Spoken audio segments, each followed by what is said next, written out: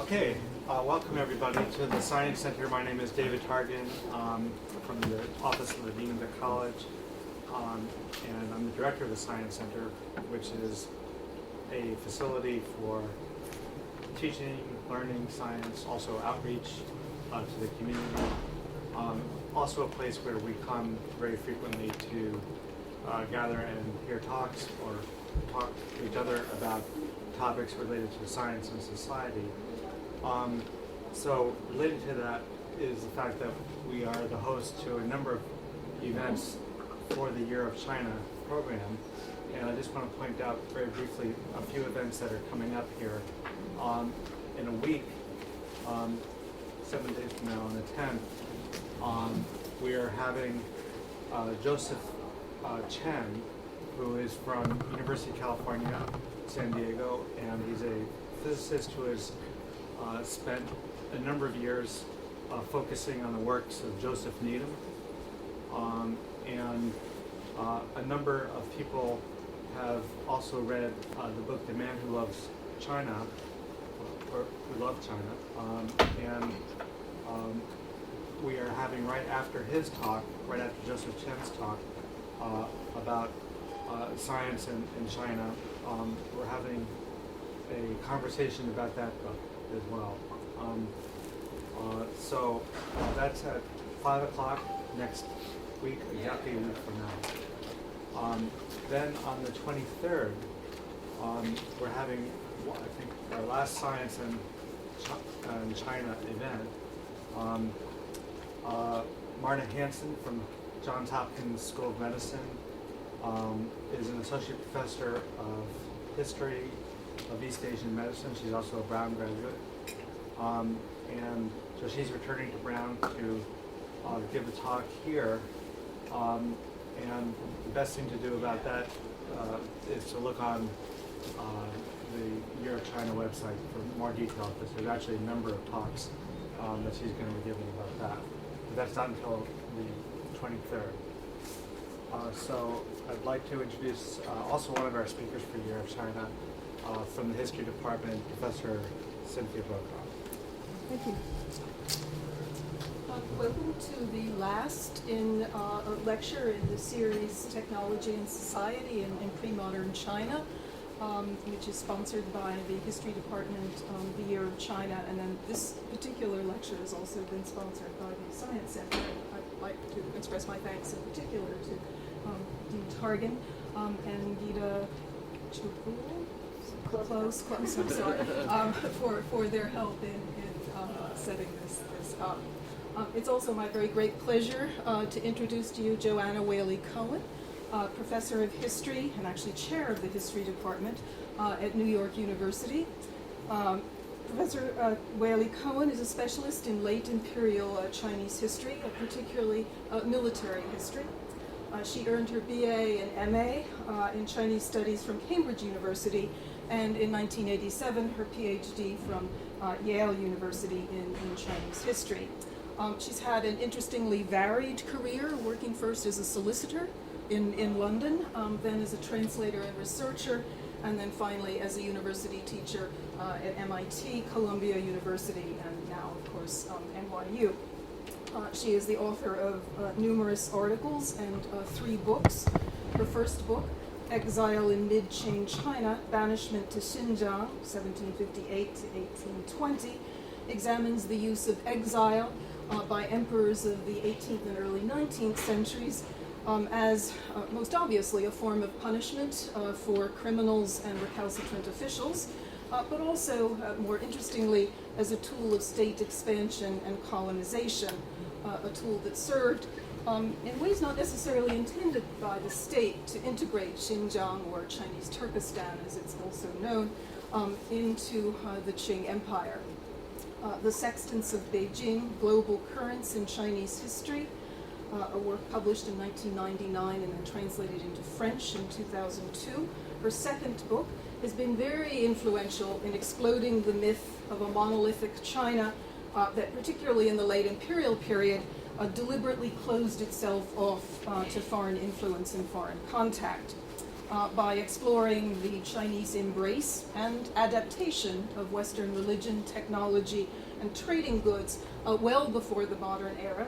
She demonstrates that Chinese history reveals actually a pattern of engagement, not of closing off with the outside world, as long as the rules of engagement were not forced upon them from another country or culture. Her most recent work, The Culture of War in China, Empire and the Military under the Qing Dynasty, demonstrates the predominance of military culture at the Manchu court of the 18th and 19th centuries. Against scholarship that has emphasized the civil orientation of late imperial governance, she argues that the great Qing emperors were guided by primarily a martial ethos, and that Manchu military culture had a profound influence not only on court life, but also on public life more broadly conceived. Professor Waley-Cohen is now working on two projects that take her in somewhat new directions, I think: a history of early modern Chinese culinary culture, and a study of daily life in China around the year 1800. Her talk today is To Sail the Seas, Marine Technology, and the Treasure Fleets of Early Ming China. Please join me in welcoming Professor Waley-Cohen. Thank you very much. Good evening, everybody, and thank you for coming out tonight. It's a great honor to be here, rather an alarming one perhaps, to be talking about technology and more generally about the treasure fleets and about Chinese global outreach in an earlier age. And I should say here that you may have gathered from that very kind introduction about my somewhat checkered career that I'm more at home in the history of Chinese global contacts than I am including naval architecture. And so I want to acknowledge my debt in the remarks that follow to the scholars and maritime experts around the world who have made this knowledge accessible to people such as myself. So what are we talking about here? In the first third of the 15th century, 7 vast fleets sailed from China through island Southeast Asia and across the Indian Ocean, variously to Sri Lanka and the coast of what's now India, and on some distance to the Strait of Hormuz around the Arabian Peninsula, where their ports of call included ports in modern Yemen and Saudi Arabia, among other spots, and on some further distance down the east coast of Africa. And this was, of course, a matter of some decades before Portuguese ships going in the opposite direction began to show up in African waters. The first thing to realize about the Ming treasure fleets, as they're usually referred to, is that they're often a kind of historical chameleon that get invoked very often for very different purposes.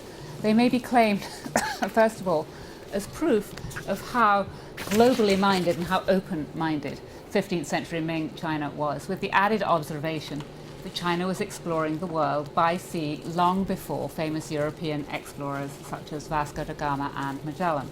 This is a kind of I got there first history, but it's very dear to some historians of China, but ultimately it perhaps isn't all that significant. Yes, you got there first, but in the end, more interesting is what, if anything, that really demonstrates.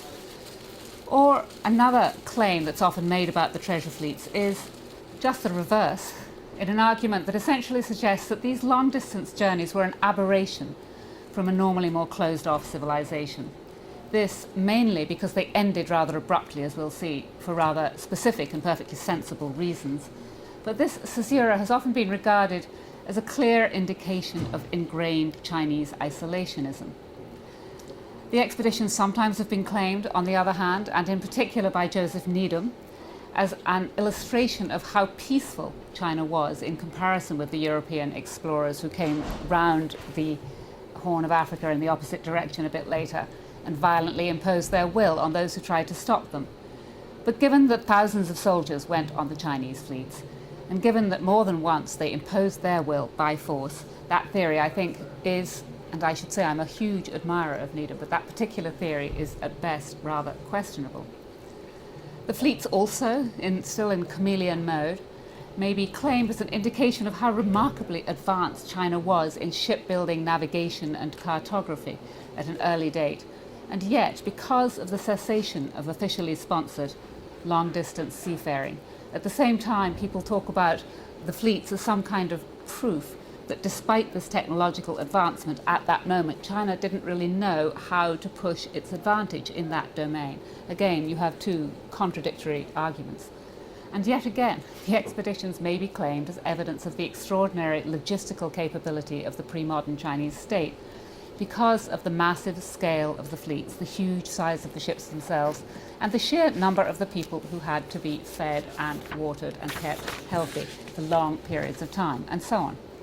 What I'm going to do today, given all of that, is to set the Voyages in their historical context and focus on some of the technology that made them possible, and to suggest that they formed part of a larger and much more long-term exercise of imperial power that may not have been all that unique in either Chinese or world history.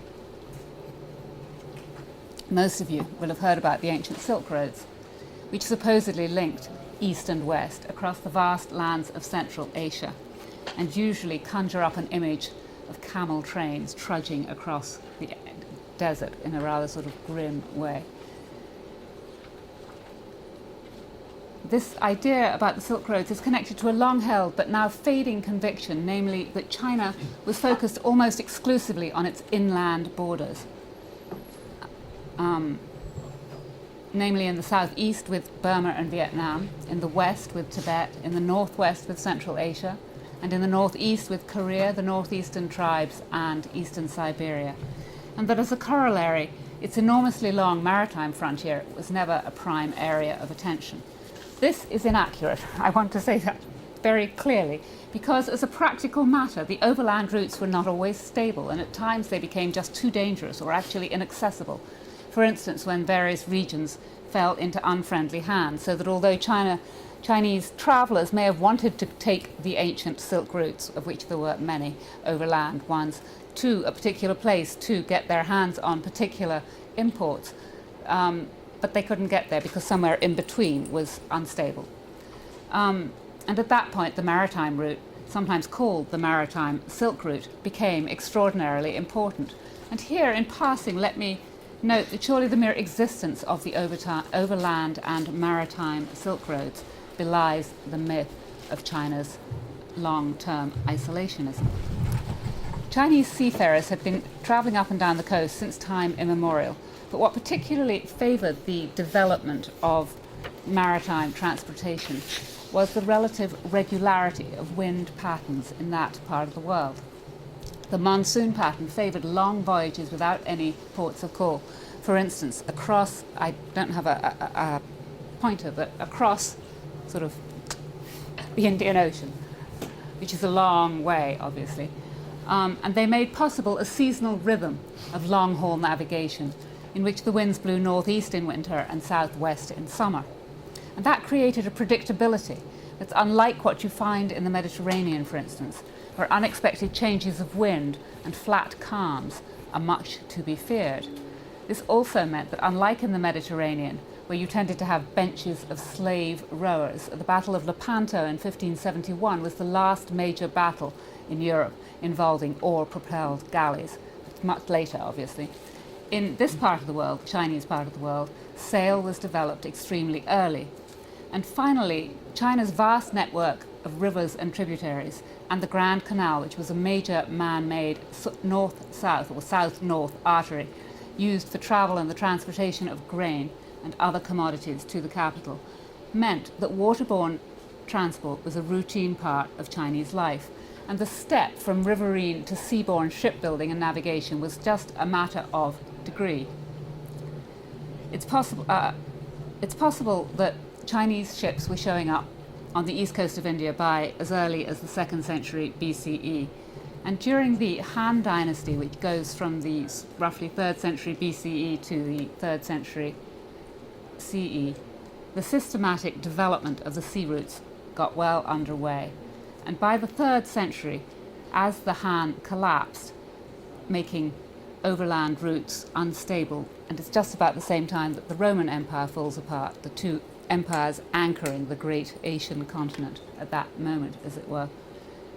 Just at that moment, Guangzhou, Canton, on the southeast coast became a flourishing port for overseas trade, while at the same time Chinese from coastal regions started to migrate overseas, especially to Japan and Southeast Asia, creating links between coastal regions and foreign lands.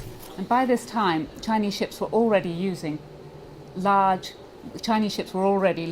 and multi-masted with matting sails, and generally, according to Marco Polo in the 13th century, ships over 100 feet had once you went over to 100 feet, you had to have at least 2 masts. And this is actually a picture of a modern ship. One of China's 4 great inventions, so-called, is of course the compass, the others being gunpowder, paper and printing. And this is an early form of compass, a model of an early form of compass, probably from the Han period, sometime in the 2nd or 3rd century. And it's described as a working model of the first instrument known to be a compass. The spoon or ladle is made of magnetic lodestone, and the plate is of bronze, which is a non-conducting metal. I have a feeling I have a lot of scientists in here, so you'll forgive me for spelling these things out. It helps me to understand them. The circular center represents heaven, and the square plate represents earth. The handle of the spoon, representing the Great Bear, points south. The plate bears Chinese characters which denote the 8 main directions, namely north, northeast, east, southeast, south, southwest, and west, northwest, and symbols from the I Ching oracle books, which were correlated with directions. The finer gradations of the 24 compass points are separately marked, and along the outermost edge are the 28 lunar character representations. And these direction pointers were probably originally developed and used for geomancy or feng shui, the technique of aligning buildings according to forces of nature, rather than for navigation. But gradually, the Chinese figured out how to magnetize iron needles by rubbing them with magnetic lodestone and then suspending them in water. We've now jumped forward quite a long time. That was in the early 11th century. I just got to close this door. They also had observed that needles cooled from red heat and held in the north-south orientation, the Earth's axis in other words, would become magnetic. And these more refined needle compasses could then be floated in water or placed upon a pointed shaft as wet or dry compasses, or suspended from a silk thread. And that obviously made them much more convenient. They were much more portable, they could be much more small than the things like this. And so they were much more useful for navigation purposes. And the first attested use of a compass on board a Chinese ship was in the year 1090, which is the Sung dynasty. And for those of you who don't live and breathe this stuff, I thought I would just do this part of the dynastic timeline.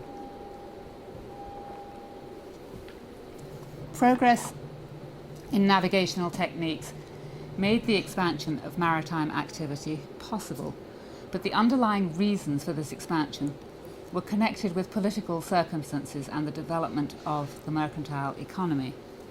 Although in the intermediate period between the Han and the Sung, the 7th to 10th century Tang dynasty, China, the Chinese empire had been extremely expansive, reaching far into Central Asia. In the Sung, China was again cut off from access to Central Asia and blocked in its expansion toward the north and northwest by the great empires that had arisen on its frontiers, which were called the Liao and the Xixia and the Jin and eventually the Mongols. So it made sense that at that point they would turn resolutely to the sea, and at this point the whole center of gravity of the Chinese world shifts in that direction towards the trading and maritime regions of the southeast. And these at the same time are extended inland by the enormous network of the Yangtze River and its tributaries. So after 1127, when the Jin drove the Sung out of North China, the southern Sung developed a substantial navy to defend itself. In fact, much of the warfare that brought that dynasty eventually to an end took place on water along the coast and up the Yangtze. And in particular, the Sung used very fast paddle boats. And this is a model of a Sung paddle boat made by made for the Maritime Museum, which is called the Museum of Ancient Ships in Ningbo. And amazingly, I have to tell you this little story. I wrote to a friend in Shanghai and said, I'm giving this talk on Zhenghe and so on and so forth, and I'm learning a lot about early ships. And she said, oh, I know this guy who's opened a museum in Ningbo, da da da da. Same guy. So that was sort of nice. So these paddle boats had up to 25 paddles that were moved by a crank or a system of connecting rods, and that predated Western usage by several centuries. But nonetheless, the Sung Navy did not in the end prevail, and in the late 13th century, just to go back to this again, the Mongols established the Yuan dynasty in China, and their first emperor was the great Kublai Khan. I've got a little page problem here, excuse me. Here's a picture of Kublai. And Kublai's doomed attempt, it was not a picture of Kublai. Kublai's doomed attempt to invade Japan by sea was the last time anyone tried to do that before the mid-19th century. That aborted invasion was deflected by the invention of kamikaze, divine winds.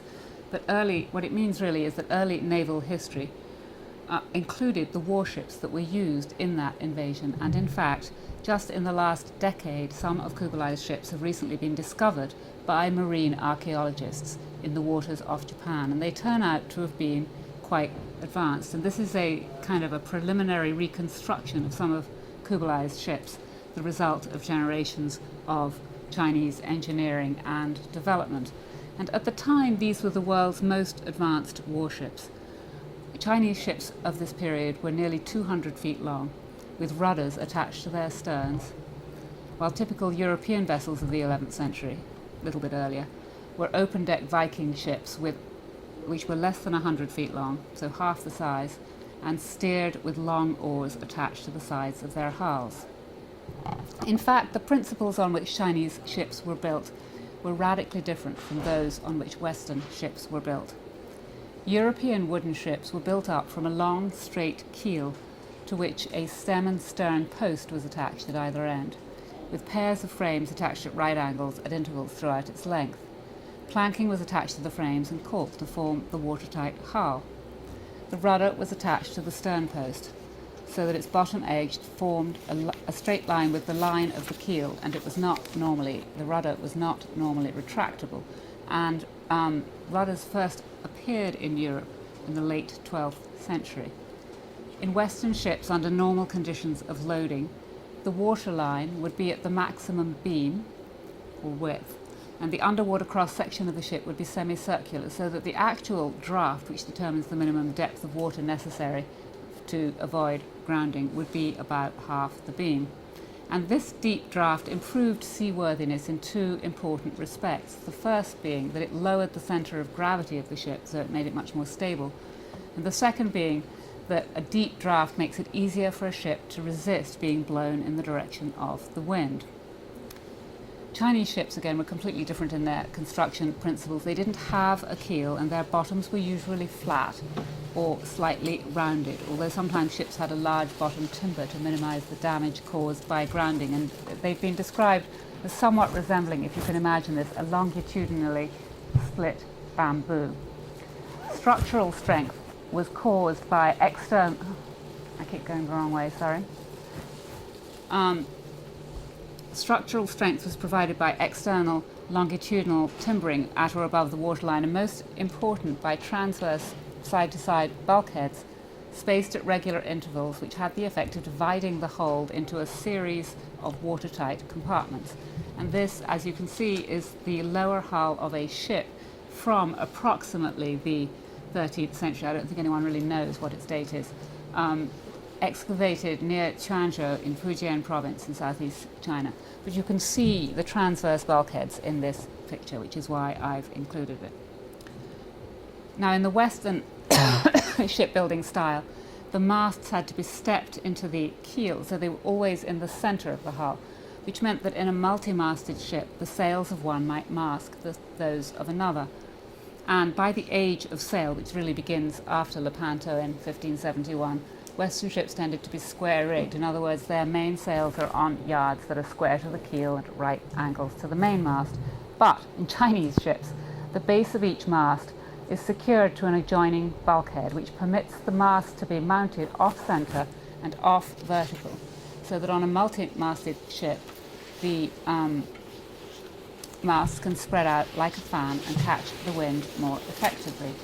The sails themselves are hoisted on Chinese ships by raising the upper yard by lines attached to pulleys high in the mast and operated by crews on deck. So it's quite different from Western ships where people have to be sent aloft. And lowering the sails partially with the lower sections, let me see if I can, there, that will give you something of an image of this. The lower sections of the sails sort of fold down accordion-wise along the lower yard. That's the functional equivalent of reefing in Western ships, or shortening the sail in a heavy wind. And in Chinese ships, the yards are hinged to the mast in such a way that they can revolve around the mast with the sails raised.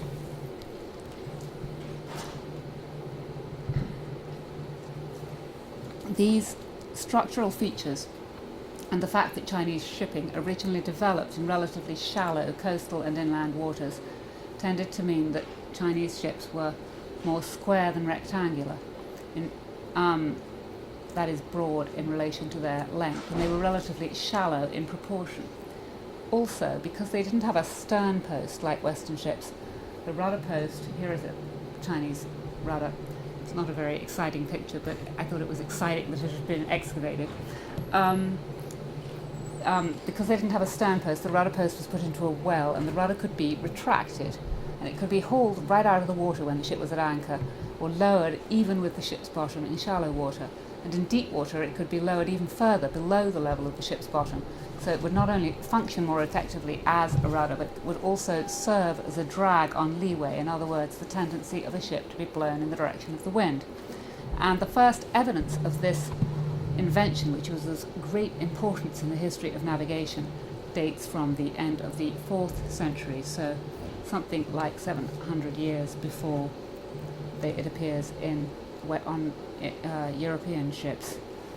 And many of these Chinese improvements, retractable rudders, sails with rigid matting that could be used according to whether the wind blew from astern or ahead, pivoting sails that avoided the need to alter the rigging and made it possible to sail very close to the wind, watertight compartments, and the mariner's compass all aroused the admiration of Arab seafarers, who were really the Chinese Navy's main competitors until around 1500. Here we go. This is a model of Zheng He's ship, but even in earlier centuries, Chinese shipbuilders had begun building massive, you can see there's a little person at the very bottom left of this image, so you can see how big these are. Massive tower ships to fight their wars on inland lakes and rivers. These were described, for instance, by somebody in 1178 as being like houses with sails like great clouds in the sky when spread. They could carry several hundred men and a year's supply of grain, as well as pigs and for meat and wine for drinking. Marco Polo, again, who was sent to escort a Mongol princess to Iran in 1292, was equipped with 14 four-masted ships and 600 men, plus provisions for 2 years. Ibn Battuta, another famous traveller, in 1347, described sails made of bamboo matting that could be revolved around the mast, and he said each large ship had 12 sails and required a crew of 1,000. This is actually Zheng He, a Nova television reconstruction of Zheng He's large ships, but he said each large ship had 12 sails and required a crew of 1,000, of whom 600 were sailors and 400 were fighters, including archers and crossbowmen, and some who threw pots of flaming naphtha. Both these foreign observers noted that there were lots of deck cabins, which you can see here, and to a lesser extent you can sort of see it at the back of this ship, and that the great ships were all accompanied by quite a few smaller ships of various kinds that acted as tenders. So, by the early Ming, maritime travel for purposes of both trade and warfare was an integral part of the Chinese experience and had already given rise to a distinctive form of ship construction as well as relatively advanced navigation, and long-distance sea journeys just weren't that unusual. Now, on to Zheng He himself, who was the admiral who led the treasure fleet. Zheng He, and this is obviously an imaginary reconstruction of what he looked like. Zheng He was born around 1371 to a Muslim family in Yunnan province in southwest China. His family were descendants of immigrants from Bukhara in today's Uzbekistan, who had settled in Yunnan during the Mongol period and who had undertaken the Hajj pilgrimage to Mecca. It's perhaps worth noting that despite his origins, and although many of Zheng He's associates were Muslims, he himself practiced Buddhism and eventually took a Buddhist name. His nickname was Sambao, or Three Treasures, which refers to the Buddhist Three Treasures, and inscriptions that he left in 1431, just before he died, sort of summing up his achievements, show the intensity of his devotion to the sea goddess Tianfei. And here again, one might say that China's earlier adoption of Buddhism, its normality by this time in China, and China's absorption of Muslims such as Zheng He's family, who maintained their connections with Mecca, provide further indications of China's porousness and, if you like, its multiculturalism at this very early date. After the conquest of Yunnan by the Ming in 1381, when Zheng He was 10, he was selected, as captives often were, for service as a eunuch and given to the emperor's fourth son, Yongle. Yongle was not his father's chosen successor, but in 1399 he rebelled against his nephew, the second Ming emperor, overthrew him in 1402, and then ruled as the third Ming emperor until his death in 1424. Yongle must have given orders for the first treasure fleet soon after his accession, because it would have taken a couple of years to harvest the timber, float it downstream, season it, and build the ships. Most of these were built at the great shipyards in Nanjing, although other major yards also existed in the great cities up and down the coast. The fact that they were built in Nanjing, however, does tell us that they must have been able to navigate in pretty shallow waters, because they had to be got from Nanjing down the Yangtze River to the ocean before they embarked on their long voyages. And I think I read somewhere that the draft is only about 25 feet, something like that. At any rate, between 1405, so 3 years after Yongle becomes emperor, and the early 1430s after his death, huge fleets of ships sailed 7 times from South China through the seas of Southeast Asia to India, Hormuz, and on down the east coast of Africa. The first 3 voyages went in the years 1405-7 to 7, 1407 to 9, and 1409 to 11, and mostly went as far as India.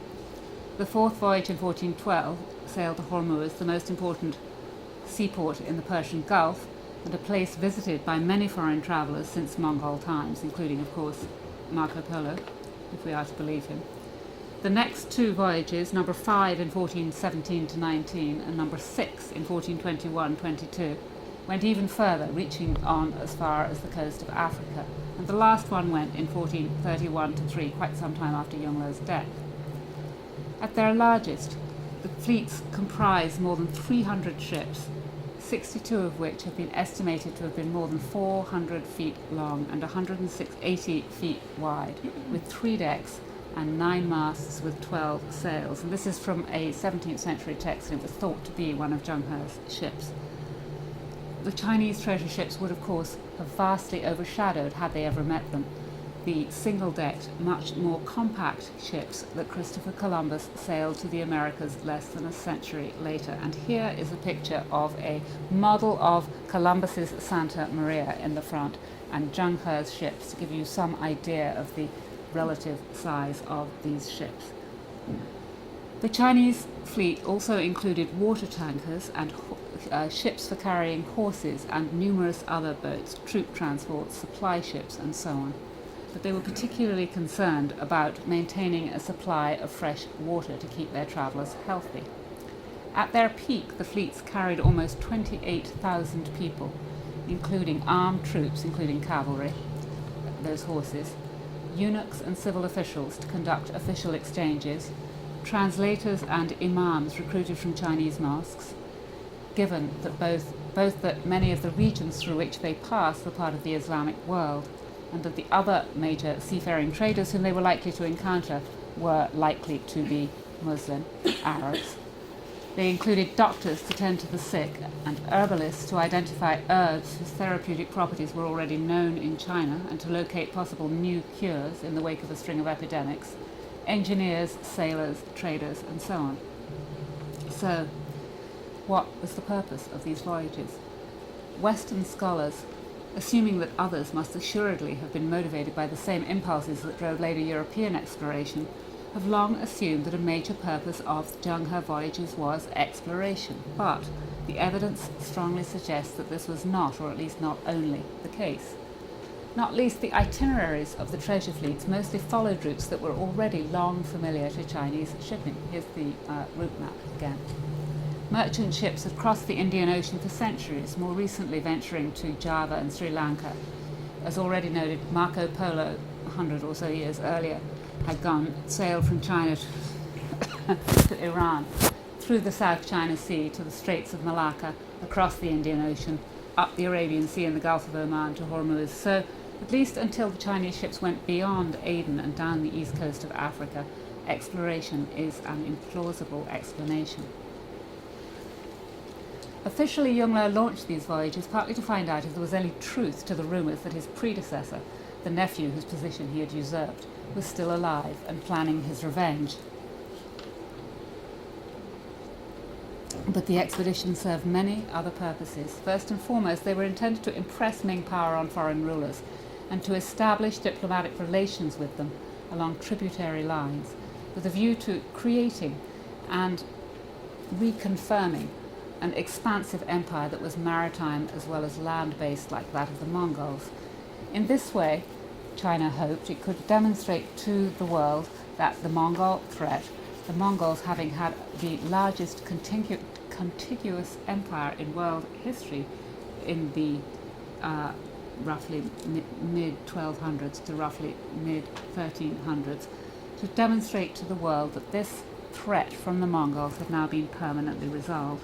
And in fact, for the same reason, at the same time as the treasure ships were sailing across the ocean, overland missions went forth from China to Korea, to Tibet, across Central Asia, and tributary exchanges took place with various people, or various countries, including Japan, from which, among other things, China got large quantities of weapons, including swords, in exchange for fine art objects, literary texts, and other cultural and practical items.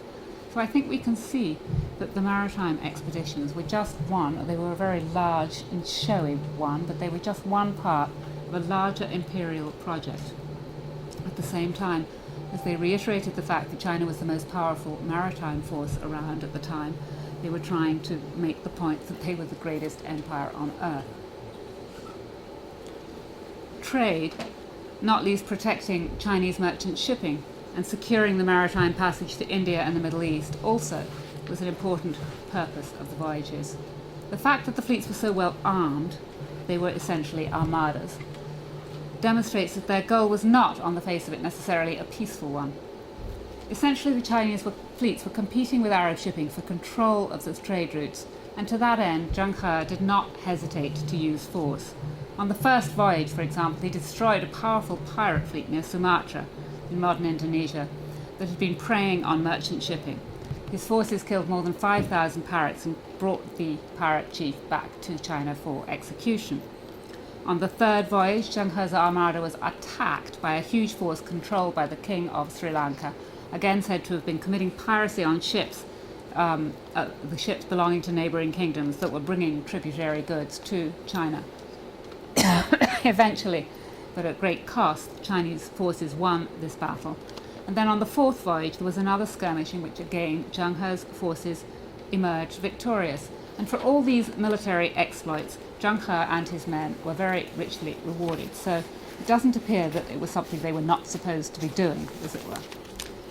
The diplomatic purpose of the voyage was also important, and it was confirmed by the fact that Zheng He's fleet brought back to China tribute-bearing envoys from a number of places it visited, including Bengal, Java, Calicut, and Cochin. The gifts they brought included a giraffe, given to the King of Bengal by the ruler of Malindi in East Africa, and the Yongle Emperor was so enchanted by this offering that later missions brought more exotic creatures, zebras, ostriches, another giraffe, and so on. So the expeditions both established overseas markets for Chinese goods, notably silks, embroideries, and fine porcelains, and brought back a host of other foreign goods, including, as you can see, wild animals and spices and pearls. And in fact, when I was talking about the Silk Road in NYU's Abu Dhabi campus, a lot of people asked me about pearls from the Gulf going to China, which was not really something I'd ever thought of before going there, but it was a big thing for them. So we should take at face value the report of the late 17th century scholars charged with writing the history of the Ming, who said of the Voyages that Yongle, quote, wanted to display his soldiers in strange lands. Wanted to display his soldiers in strange lands in order to make manifest China's wealth and power, and that it was for that purpose that Zheng He's fleet went, quote, in succession to the various foreign countries, proclaiming the edicts of the Son of Heaven and giving gifts to their rulers and chieftains. Those who did not submit were pacified with force. This very concisely expresses the theoretical basis, and it often was theoretical because it depended on China's ability to enforce it, but the theoretical basis of pre-modern Chinese foreign relations, according to which foreign rulers acknowledged the superior power of Chinese emperors, both as worldly monarchs and as mediators with heaven.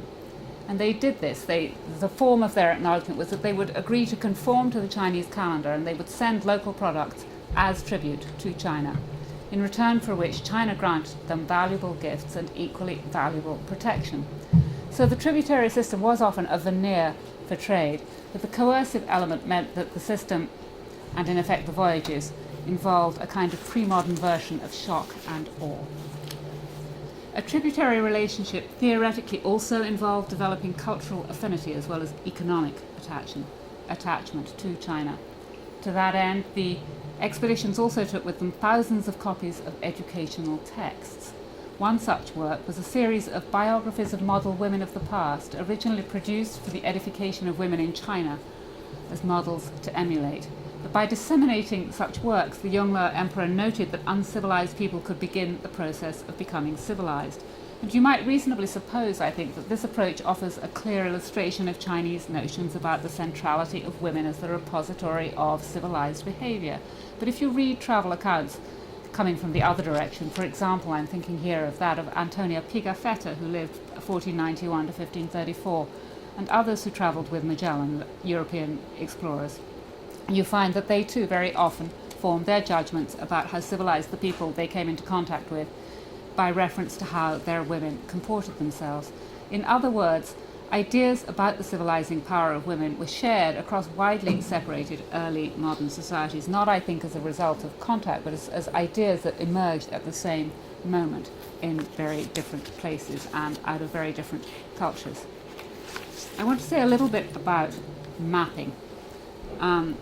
With the exception of a few written sailing guides and early literary works, no actual sea chart from the pre-Ming survives, but we do have one that helps us understand Zheng He's possible routes from China through the Indian Ocean to West Asia and Africa. And this chart most likely is derived from actual sea charts used by the Zheng He fleets. It was published in 1621 in a military text called Wu Beizhi, the Treatise of Military Preparation. And this sea chart, tracing his sea route, excuse me, comprises 40 individual maps, including 8 for West Asia and Africa, and it provides a kind of linear route connecting China to the countries in the Islamic West. And the lowest section on this map, I hope you can see okay, provides the first extant Chinese map that details the Indian Ocean region. And at first glance, for sure, the map does not appear to give a precise shape to the coastline, unlike some earlier maps that were drawn based on maps from the Islamic West. The sequence of the routes seems incorrect because places in East Africa like Malindi appear before those in South Asia like Calicut. But the point here is that the main method of charting routes doesn't rely on a linear coastline, but instead plots precise compass directions explained along the dotted lines that connect major seaports and other landmarks. And the map shows the route across the Indian Ocean that links South Asia and the Arabian Peninsula, each of which stretches horizontally across the upper and lower parts of the map. And the treatise that accompanied this map not only gives precise sailing directions by compass, but also gives the locations of islands and reefs, the depths of different parts of the sea, and other miscellaneous information necessary for successful navigation. And all this suggests that the map was based on the actual map that Zheng He's crew used, maps I should say, that they used, both the ones they inherited from previous generations of seafarers and those they updated based on more recent sailing experiences. The chart also suggests the possible transfer of Arabic navigation technique to Chinese sailors because it indicates that the navigators were using both a compass and the measurement of star altitudes to plot a ship's latitudinal position, which was something that Muslim navigators used as they sailed the Indian Ocean. And along the way, the cartographers of the Zheng He charts annotated each port city they identified with the heights of certain stars, such as the polar star and the Little Dipper, in addition to compass directions. I cannot explain this to you, but this is one of his star charts. So through the expeditions, Ming China gathered immense amounts of information about the world as far away as Africa. Chinese officials questioned the incoming envoys who came back with Zheng He about the geography of their countries, and they drew maps on the basis of the responses they received. They asked about their customs, and if they thought they looked really exotic, they made drawings of their faces and their costumes in a kind of primitive ethnography. Several of Zheng He's companions also wrote accounts of what they saw, which described Chinese relations with and attitudes towards the culture of many of the places they visited. Chinese maps also began to depict the shape of the Indian subcontinent, not charts like that, the one before, but actual maps. They began to depict the shape of the Indian subcontinent with much greater accuracy than before. So taken all together, these publications provided a great deal of information about Chinese shipping and navigation and trade, and about what they found when they got there. And this, I'm going to read you a very short extract from an account of the Holy Islamic city of Mecca, written by Zheng He's advisor and translator Ma Huan, himself a Muslim, who probably went there on a side trip with a small number of companions. And here's what Ma Huan wrote. What he called the country of the heavenly square is the country of Motie, Mecca. Setting sail from the country of Calicut, Guli, he called it, you proceed towards the southwest, the point Shen on the compass. You proceed for 3 moons and then you reach the jetty of this country. The foreign name for it is Jeddah, and there is a great chief who controls it. From Jeddah you go west, and after travelling for 1 day, you reach the city where the king resides. It is named the capital city of Mecca. They profess the Muslim religion. A holy man first expounded and spread the doctrine of his teaching in this country, and right down to the present day the people of the country all observe the regulations of the doctrine in their actions, not daring to commit the slightest transgressions. The people of this country are stalwart and fine-looking, and their limbs and faces are of a very dark purple colour. The menfolk bind up their heads. They wear long garments, and on their feet wear leather shoes. The women all wear a covering over their heads, and you cannot see their faces. They speak the Arabic language. The law of the country prohibits wine drinking, which is a remarkable description from the 14th to 15th century, I think. So the voyages of the Chinese treasure fleets ended with Zheng He's death in 1433, when in any event China's navy was entering a period of decline. And the conclusion of the expeditions came about as the result of a combination of circumstances, the main one being simply a loss of imperial support. Yongle had died in 1424, and his successor had ordered a stop to the voyages because of the cost, which of course was vast. But his successor ordered one more, essentially, apparently, because he missed getting all the wonderful tributary gifts. So that the fleets did not thereafter continue was due not only to political opposition, but to practical, economic and political difficulties. The Ming, whose voyages had been intended partly to show that they had got rid of the Mongols for once and for all, lost unbelievable prestige when the Mongols captured the Ming emperor at the infamous Battle of Tumu in 1449. The Mongols released the emperor only a year later, but in the meantime they were very greatly emboldened, so that the Ming really had to refocus their attention from the sea to the inland frontiers to the northwest. At the same time, a whole series of other economic reasons just made it impractical to continue. Private trade had expanded very steadily at the expense of government monopolies, and that meant that things were harder to obtain and prices were higher.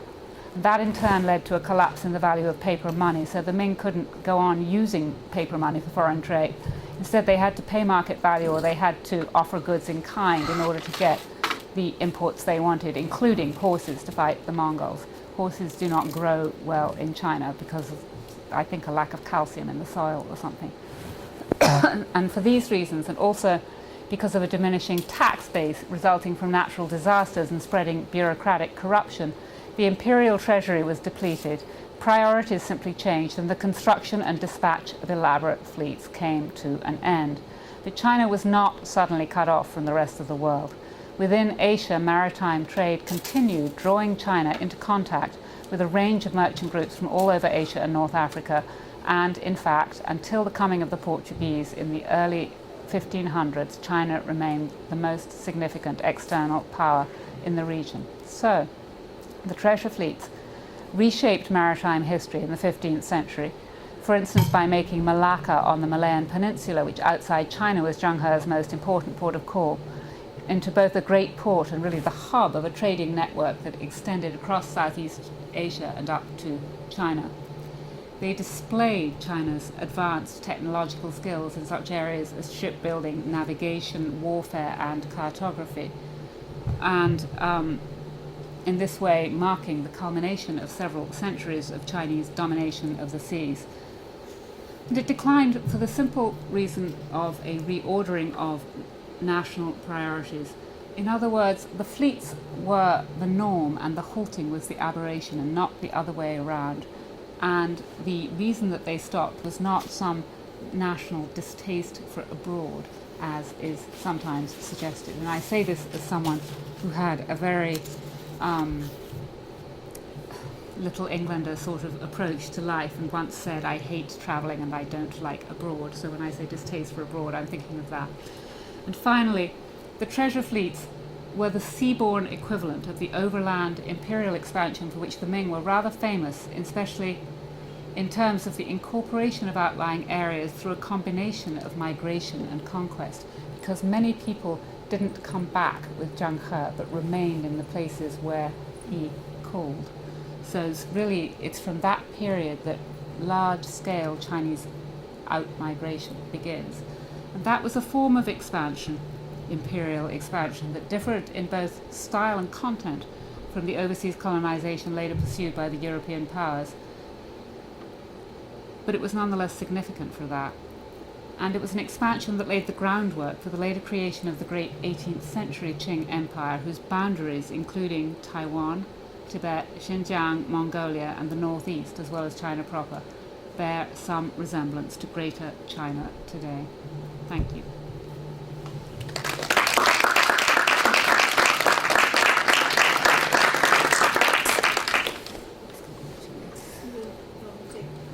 Sure. As long as they're not too technical. Welcome to VoiceOver. Oh, Voice. where that came from.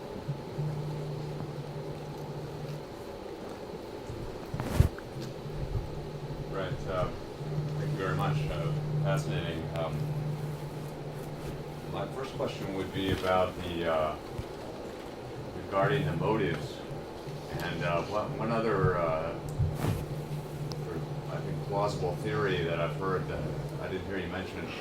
I wonder if you could comment concerns the rise of Tamerlane and that as a kind of threat to the Ming.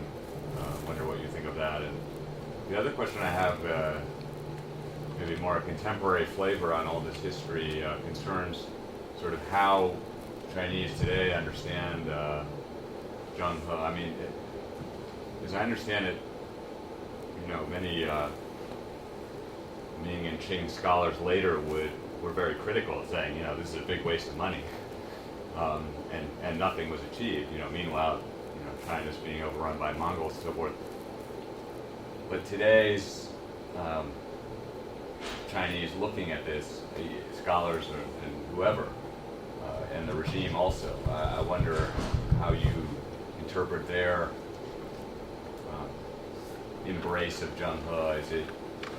Is it a wholehearted embrace, or are they, kind of guarded about it, understanding that it was, it had a substantial military component and so forth?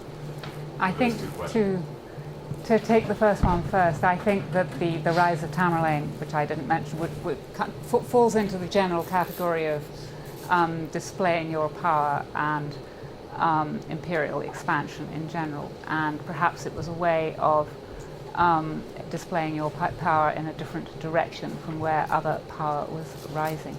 As far as today, the embrace of Zheng He today, I think that for the most part, Zheng He is wholeheartedly embraced as an indication of all the things that he really, the fleets did, and he's the symbol of the fleets, as it were, rather than he in person, of Chinese internationalism, of China's power, of China's importance in the world. I think a lot of what drives current thinking, and I mean this in a sort of very general way, in China, is the Western view that China is becoming a world power from a sort of base of zero, whereas the Chinese view, and increasingly I think historians' view, I shouldn't try to speak for all historians, but is that the last 150 or so years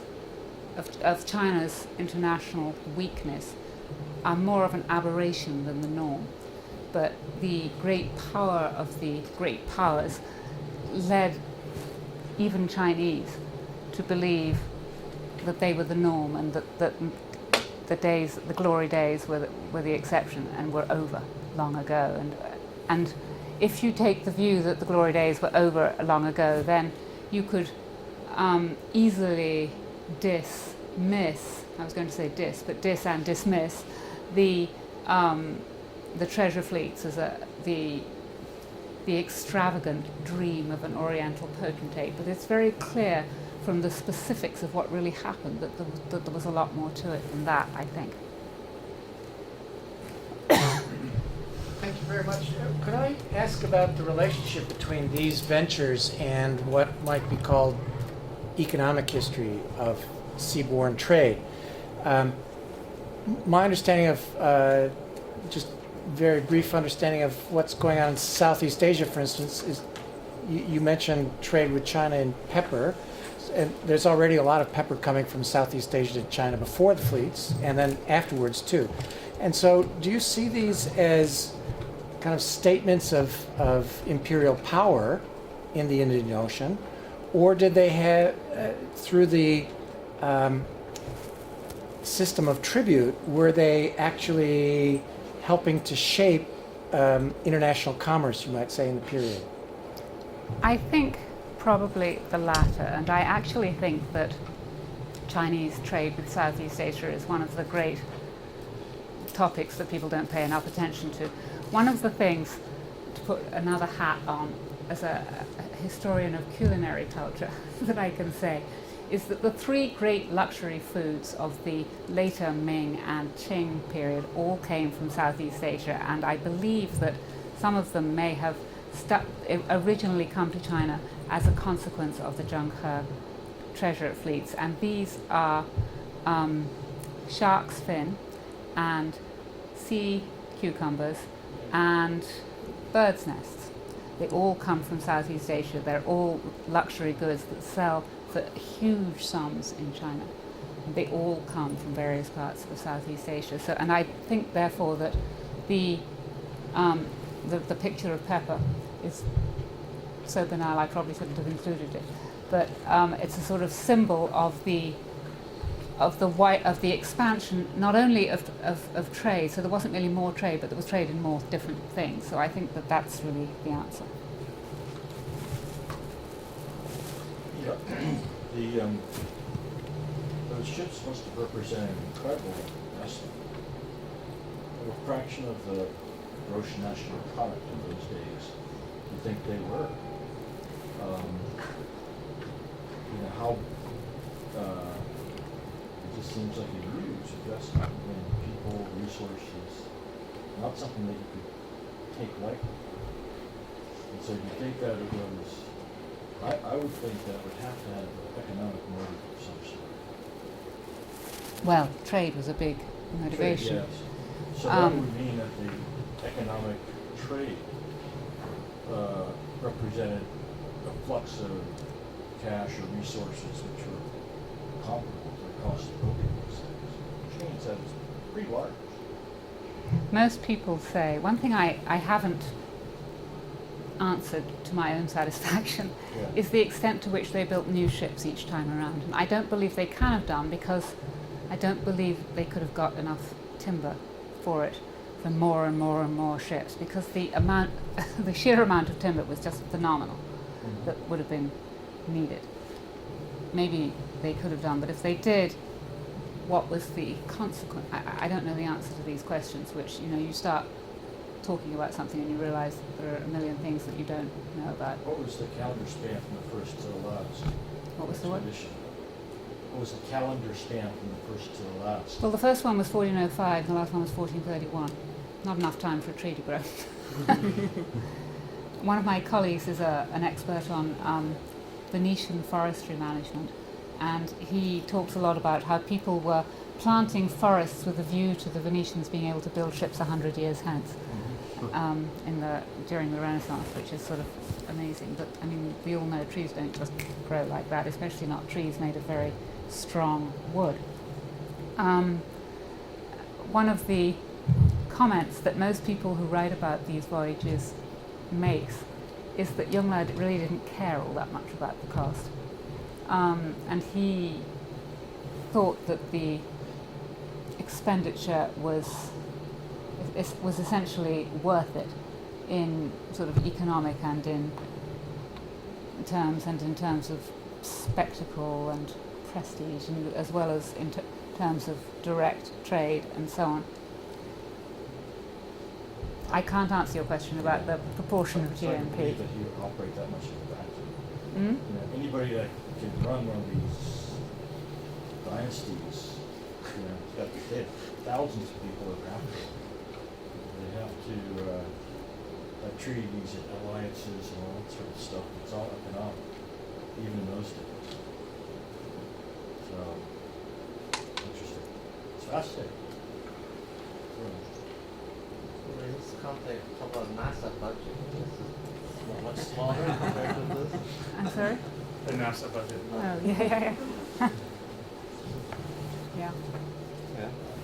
It's smaller. Yeah, it's bigger. Yeah.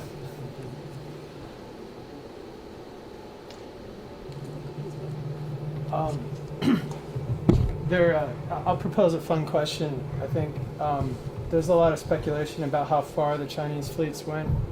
Certainly, their boats were technologically more advanced than a lot of ships Europe. Is there any evidence that supports them making it to the Americas? Because a lot of people like to speculate, even here in Newport, actually. But and the other question is: are there any documented cases of scurvy among the fleets? The scurvy question is really interesting, and I think the answer is no, but I'm not sure. There is a large swath of faith in the treasure fleets having gone much further than all the documentary records say that they went. The main source of that information is a book called 1421, The Year China Discovered America, written by a navigation expert. But speaking as a historian, I mostly have found his argumentation. I don't dispute for a moment that his knowledge of all winds and currents and navigation is beyond where mine will ever be. But his approach to evidence is rather speculative, I think. And he's inclined to say, and I thought, when I was reading it, because my sister lives in New Zealand, I was sort of focusing on the New Zealand part. I thought, wow, it would be really cool if there was some sort of Maori-China connection that early, and so on and so forth. But basically, the way it proceeded was to say, some Maori artifacts could almost be Chinese. Wow, maybe they were Chinese. Yeah, the fleets must have gone there. Yeah, the fleets did go there. To me, that's not evidence. So I take the rest of it. I mean, I give that as a small example, but that is almost exactly what it says. So I think it would be great if they did, but I don't think that because they could have done, it means that they did so. But who knows?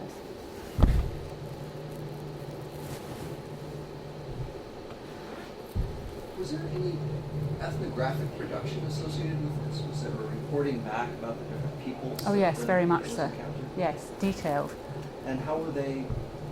Was there a sort of a civilizational aspect to this? Were there racial categories that were imposed on the areas that they went? I don't think it was really done in a very categorical way, as it were, but they would draw pictures of them, write accounts of them, what did they eat, something, again, to go back to culinary history, the definition of whether you're civilized or not absolutely hinges on what you eat and how you eat it. So that, I mean, it does for us, I guess, but it does, it did for the Chinese, and it still does, I guess. So those ethnographic accounts were, extremely detailed about those kinds of details. Did they cook their food? Did they eat it raw? How did they wear their hair? How did they dress? And was this just a general task for the people on board, or were there specialists who were given the assignment of writing these ethnographies? Both, I think. I think it sort of came together at the end, probably. There's so much that we don't really know.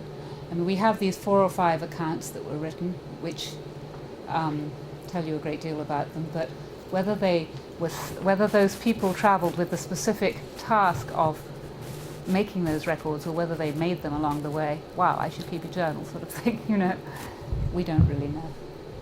Any sense of the audience for this? Was it meant just for the emperor to read, or were they meant to be disseminated to a wider scholarly audience once they came back? I think originally they were really intended for the emperor, but things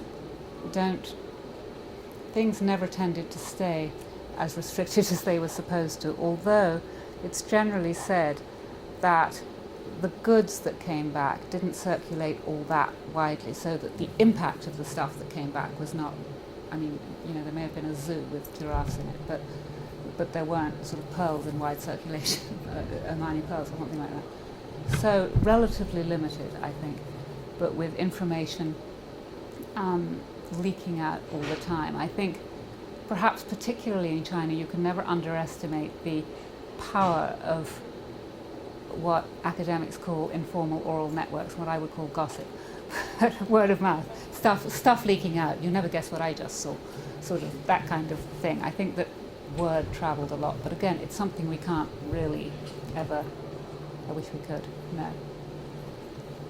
Yeah.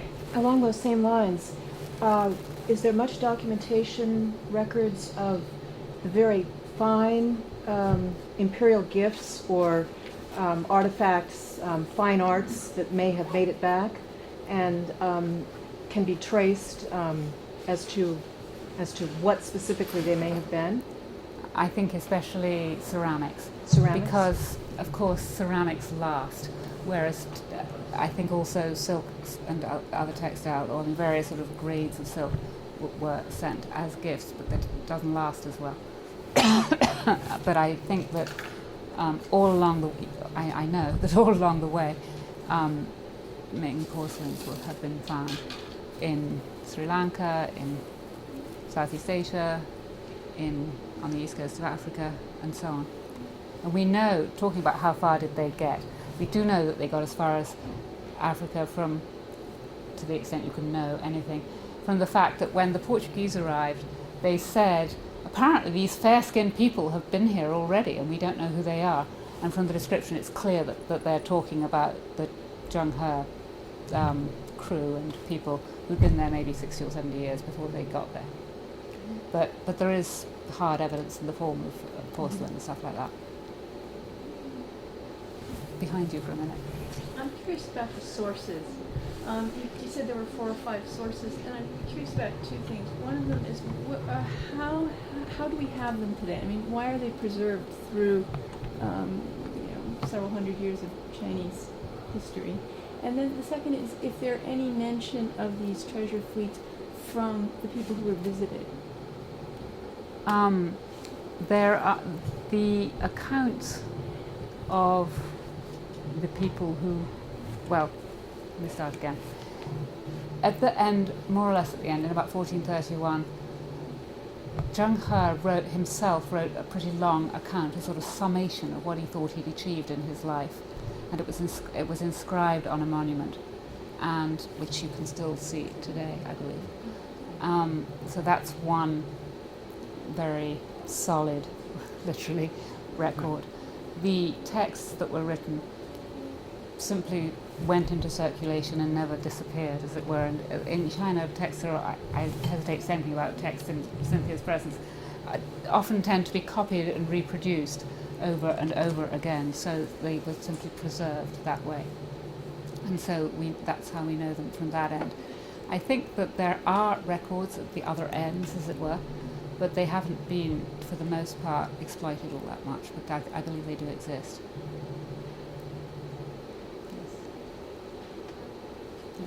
You just don't go out and build a 300-foot long ship when you can build 50-foot long ships for 100 years. So is there any record of intermediate-sized ships or a history of development of these things? Well, yeah. For example, the Kublai warships were over 200 feet long already. Okay. I agree it's a long way from 200 to 400, but it's a lot bigger than 50, if you see what I mean. So there is a history. Yeah, there's very much a history of very large ships from pretty early on. For whatever reason, I don't know what the reason is. 2 questions. First of all, you say that some of the people on the voyages actually settled in the places they visited.